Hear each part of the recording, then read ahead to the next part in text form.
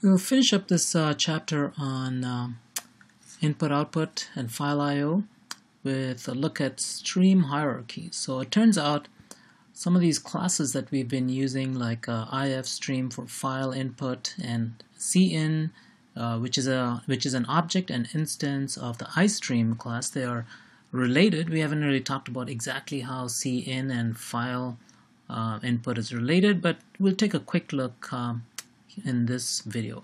So it turns out there's a hierarchy of classes. So this chapter is written from the standpoint of introducing C++ and assuming that you don't know what inheritance is. Most of you are taking this course, I'm assuming, as you have seen inheritance in Java. So when they talk about derived from, that's the same as extends in Java. That is one class. When they say obtain from, that's what they really mean is inherits from. So one class inherits from another class. We say that this one class that inherits from is referred to as deriving from a base class. So when we typically call what we typically call the superclass in Java is in this book referred to as the base class. And the subclass in this book is referred to as the derived class. So there's a slight difference in notation, but it's the same idea. So it turns out that input file streams, or IF stream, the IF stream class is derived from the class of all input streams, which is iStream. So IF stream inherits from iStream. That's the basic idea. And so it has all of the methods in iStream. So IF stream is derived from iStream, that is iStream extends, we would say in Java. In C++, it's slightly different notation, but same idea. And I don't need to go over this. Probably everyone who's taking this course knows about inheritance, what inheritance is. So for example, you know that if you can set up a class of convertibles, and that it's very likely that it's derived from the class of automobiles, because every convertible is an automobile, but not every automobile is a convertible, right? So automobile is more general. It's the superclass, or the way they describe it in this book, the base class, and the convertible is derived from, and probably adds some features to automobile, like a top that can move around. Okay. So stream class inheritance works like that. Remember that if D is a derived class and it inherits from class B, all objects of type D are also of type B. But you can't say it the other way around. So you can say a convertible is an automobile, but not all automobiles are convertibles. So with regard to streams, the way it works is IF stream extends iStream. So all IF stream objects are also iStream objects. And so you should, if you're setting up a function to deal with, even if it's just files, you should use iStream object as the parameter so that you can plug in more objects, such as cin. Cin is an instance of the iStream class. So here's an example. Suppose you have two versions of this function. One which takes IF stream, as the stream parameter, and another one that takes iStream. IF stream is a more specific class. I guess I would say it. iStream is more general, and so IF stream is specific for files. iStream can be, for example, cin is an iStream object. So is all the file input stream objects that we've been setting up. So this is version 2 is more general. Okay, so subclasses, if you use a subclass for a parameter, you're more specific. If you use a superclass, you're more general. And so you have more possibilities of things that you can pass as parameters. So here's an example. You look at if you want to compare the two versions that we looked at in the previous slide, version 1 with IF stream, version 2 with iStream. With version 1, you can pass in file input streams, but you cannot pass in cin. because Cin is not of type ifstream, it is of type istream. So version 2, if we go back, is takes as parameter an istream reference, and that is more general. Since file input streams are, this is of type ifstream, which inherits from istream, you can pass this in. You can also pass in Cin. So here's the difference. If you use the ifstream, this would be legal, this would not be legal. You couldn't be able to pass Cin. If you use istream, they're both legal. So it's more versatile to use the superclass. So if you use an istream parameter, it accepts both objects. So if you're setting up methods, if you're setting up functions to deal with streams, let's say you're just looking at input streams, it's probably better to set up the function to handle istream objects rather than ifstream. So that's the basic idea. Alright, so one more final topic in this chapter, and that is random access. What does random access mean? That means you should be able to go into a file, open a file, and then go to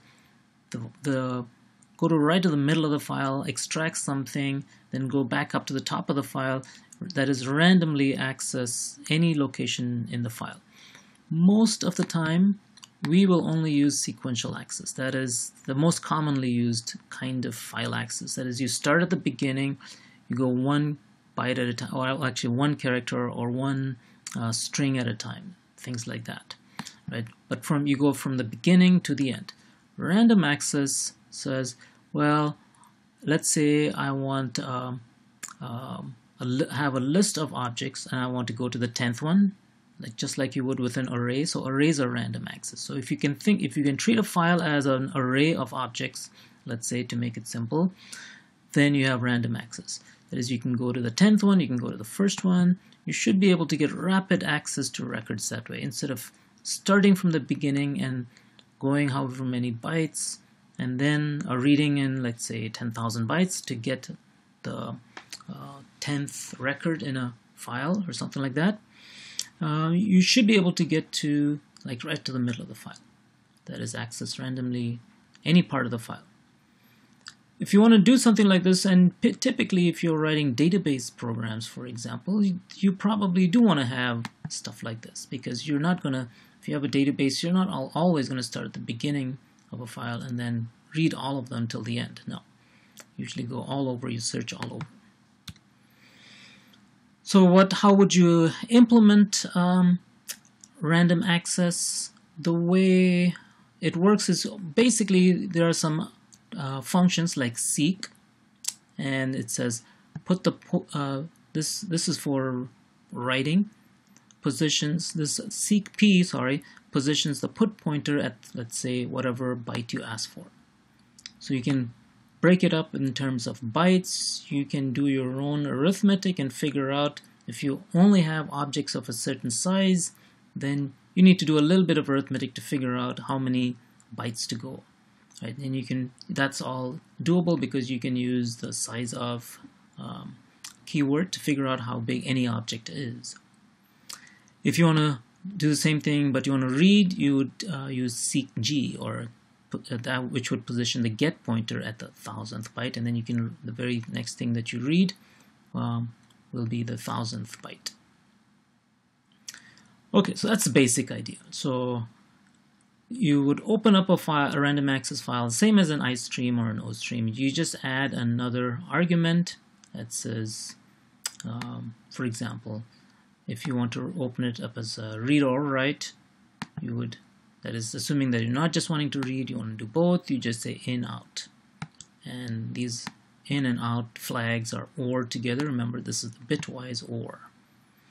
So this opens up a file with read and write capability if you need it, and then you can do either one. You can, if you want to write, you do a seek p. If you want to do a get, you do a seek. If you want to read, that is, you do a seek g. So to move about, you have to know the sizes of the records. So you can use the size of operator. So if you're always reading, let's say, objects of type person or something, you'd need to know the size of the person. So you should have to use the size of double. I'm sorry, size of my object. Let's say it's a person object. If you only have doubles, size of double is typically it'll return 8. A double is 8 bytes.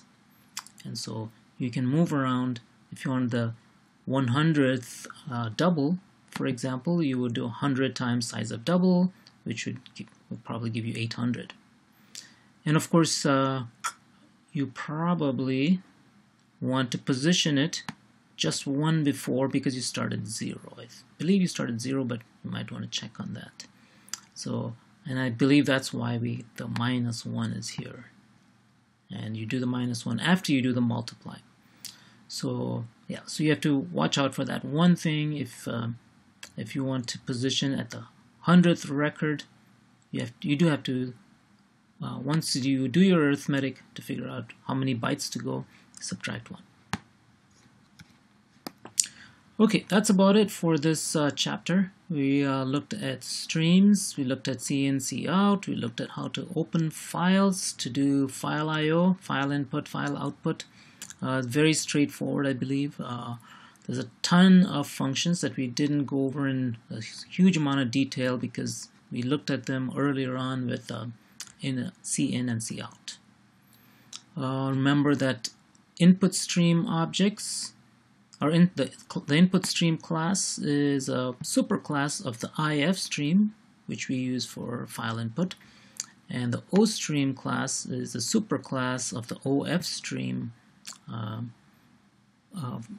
class that we use for output, file output.